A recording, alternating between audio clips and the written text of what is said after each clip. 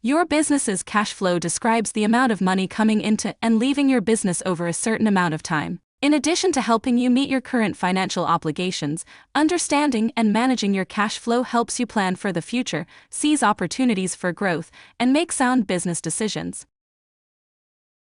The information contained here has been prepared by Civitas Strategies and is not intended to constitute legal, tax, or financial advice. The Civitas Strategies team has used reasonable efforts in collecting, preparing, and providing this information, but does not guarantee its accuracy, completeness, adequacy, or currency. The publication and distribution of this information are not intended to create, and receipt does not constitute, an attorney-client or any other advisory relationship. Reproduction of this information and recording of this content, including the use of AI, are expressly prohibited. Only non-commercial uses of this work are permitted. In today's conversation, we will explore what is cash flow and why it's important to your business. We will learn what financial information you need and how to get started. Cash flow is different from your monthly budget. Once you have a monthly budget, you may still have questions, such as, how much am I making over time? Will I have enough cash to pay myself, or to pay my bills? And how much am I really making? If you have any of these questions, learning about cash flow can help you answer these specific questions. The cash flow forecast is one of the best tools you can have for understanding how healthy your organization is in the near term. Predicting cash flow is not about budgeting. It's about understanding how much money you are taking in minus how much money is going out. The challenge with cash flow is that you can have a lot of money that's owed to you, but if you don't have money on hand to pay the bills, then your business can find itself in financial trouble. Knowing how much cash you have in the near term becomes a way of not only knowing what's coming in and going out, but also gives you a heads up about upcoming challenges with having enough cash available. The following cash flow exercise will guide you through the process of making an important cash flow prediction for your business over the next 6 months. We've purposely chosen the 6-month time frame because it's a nice snapshot that allows you to make decisions a few months away, but it's not so long that many things could change. Once you get the hang of this exercise, you will likely want to make it one of your weekly business habits. Let's look at building cash flow in 5 easy steps, which are gathering documentation, picking a time frame and scenarios, listing income, listing expenses, and reviewing trends. Step 1. Gather documentation. Pull 2 to 4 months of documents that show your income and expenses. Here is a list of documents that can give you the information you need. Documents showing income and expenses, bank statements, credit card statements, Venmo transactions, utility bills, any other records of ways that you receive or spend money.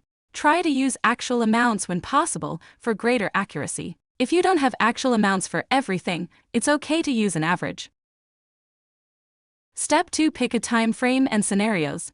This is not a budget. Try to choose a time frame that's long enough to allow you to make decisions past 1 or 2 months, but short enough in case challenges or changes happen down the road. We think 6 months is a good time frame, but adjust as needed, and choose what works for you. Never use more than a year. You should also consider scenario planning, which can help your organization generally, but particularly in times of great uncertainty. Through scenario planning, you can articulate changes that may happen over time, so you can see and plan further potential impacts. Let's look closer at what we mean by scenario planning.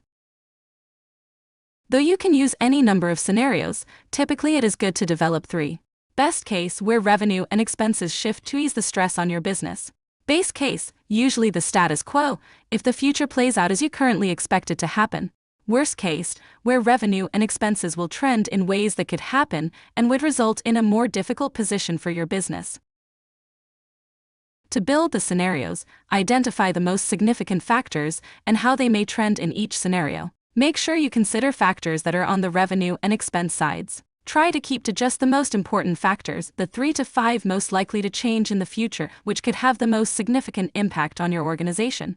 For example, a potential increase in your vehicle costs by 50% would be a likely factor for your worst-case scenario, whereas a 1% increase in supplies would likely not be included.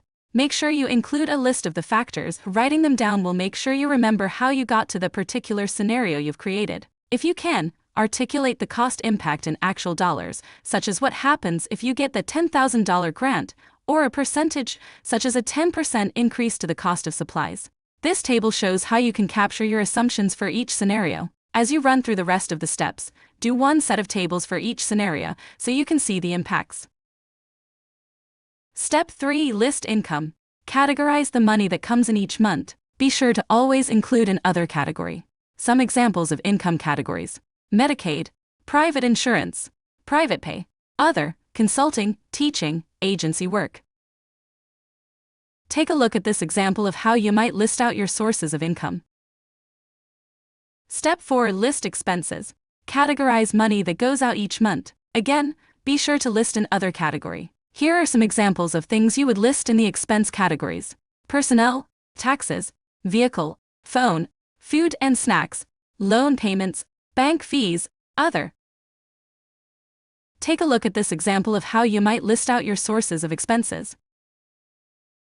Step 5. Review the trends. Your total cash flow over the next 6 months will be the total amounts of revenue minus the total amounts of expenses. You can also see the cash flow for each month by subtracting your total expenses from your total revenue for each month. Looking at cash flow month by month can be helpful because some months your revenue might be less than expenses, but other months it might be more. This tells you when you need to save money from one month to another. Take a look at this example of how you might calculate your monthly and total cash flow. Now that you have your cash flow projection, you should ask yourself a series of questions for each scenario to understand any trends that appear. Are you profitable? Are there months that are feast or famine? Which month has the highest profit? Which month has the lowest profit? Which categories are your highest expenses? Which categories are your lowest expenses? Which categories are your highest revenue? Which categories are your lowest revenue? If you've completed your analysis and you find that you need to cut some expenses to increase revenue, here are some suggestions on how to improve your cash flow. Consider weekly versus monthly billing.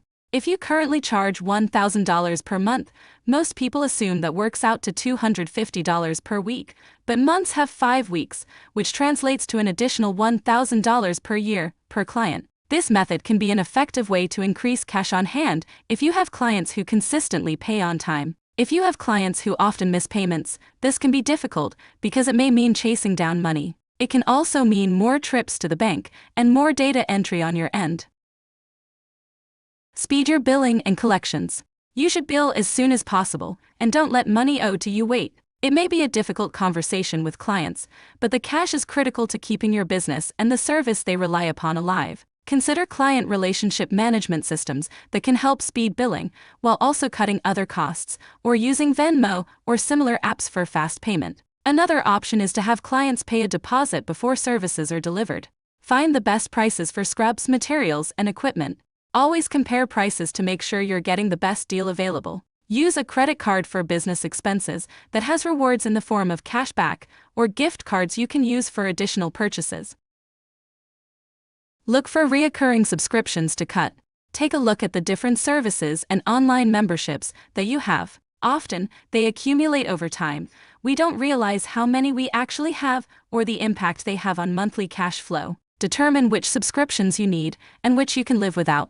And finally, use automation.